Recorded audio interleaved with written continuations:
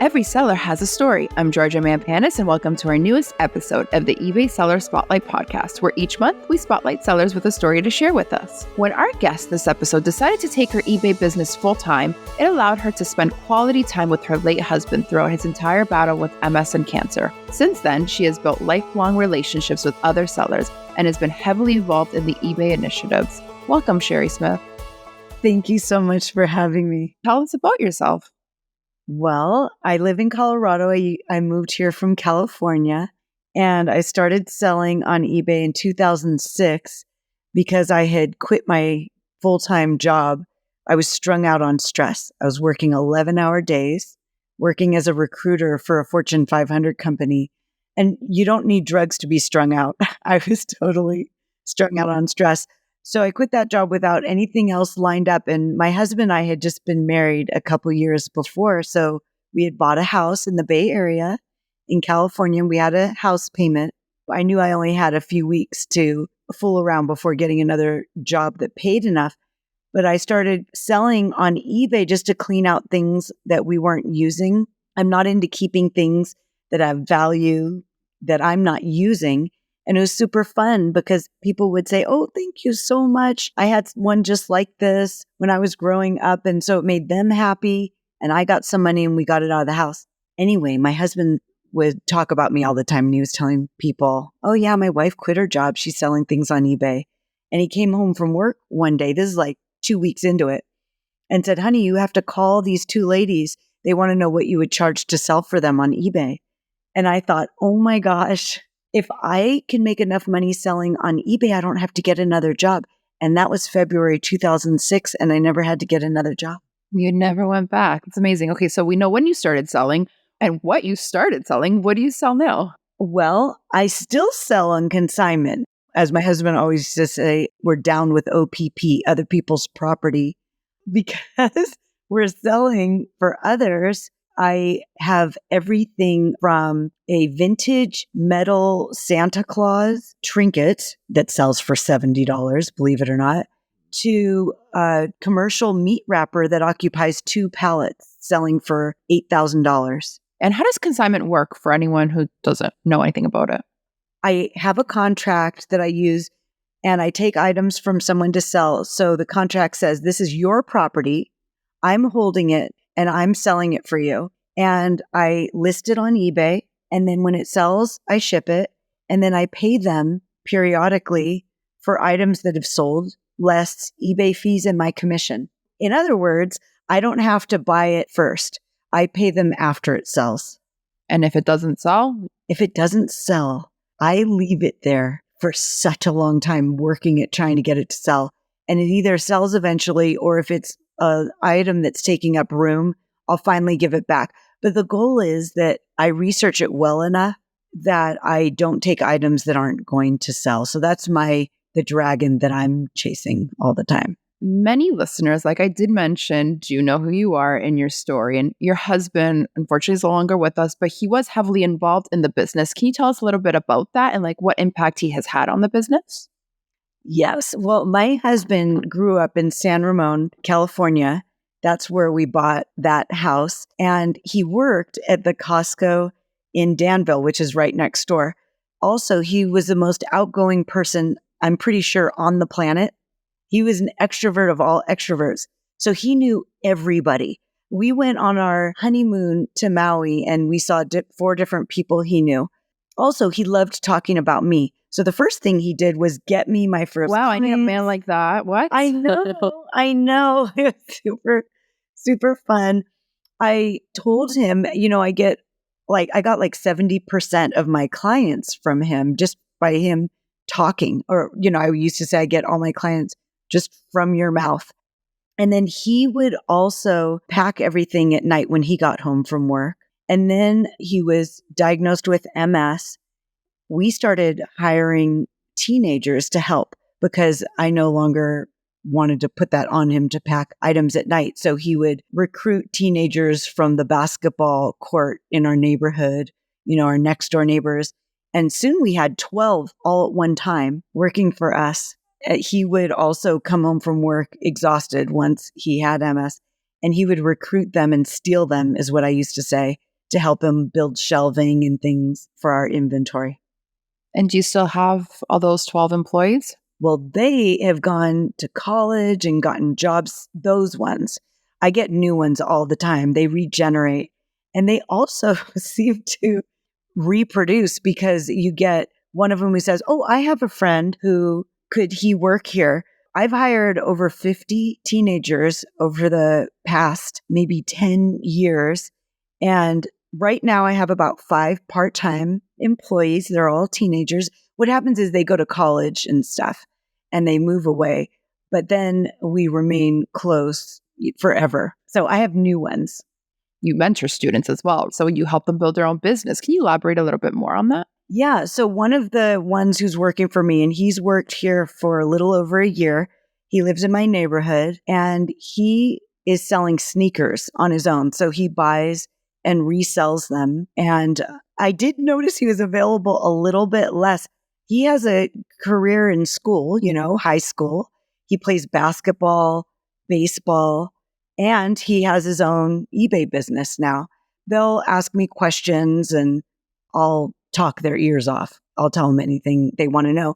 And then one of them, he is 14 and a half, and he was going to come and check in on my dogs while I was on vacation because the dog sitter was going to be gone for a certain number of hours. And he said, can I use the photo box to take some pictures of something I'm listing on eBay? And I'm like, of course you can. So it's really fun to see them start selling on their own. They're like your children. Yeah, they are. Maybe one day one will take over the business. Yeah, that's going to be my 6-year-old nephew. He likes to help me ship. Starting them off young, 6 years old. Wow. Okay. So we had the pleasure of meeting each other last year for eBay Open. You came to San Jose for a week and we had all these fun activities planned. And our seller event is back this year and it's literally just around the corner. And you've obviously been involved. You were involved last year. You've been involved in past years as well. What do you love most about the event? Definitely just the connecting with other sellers. And I know you'll have networking rooms and also meeting eBay employees like you who, eBay is a great company. And I know that because just getting to know you and the other people with eBay over the years, people are with eBay for a long time. I know people who I've met 10 years ago with eBay who are still with eBay, but it's connecting with the eBay people and the eBay sellers. That's my favorite part. I like to learn too, but that's not my absolute favorite. Is there any specific memory that really left a mark with you? One thing I like when it's in Las Vegas, I do like playing blackjack. That's super fun. But anyway, that isn't what the memory that really stands out to me is the clap tunnel. At the end, all the eBay employees give a clap tunnel.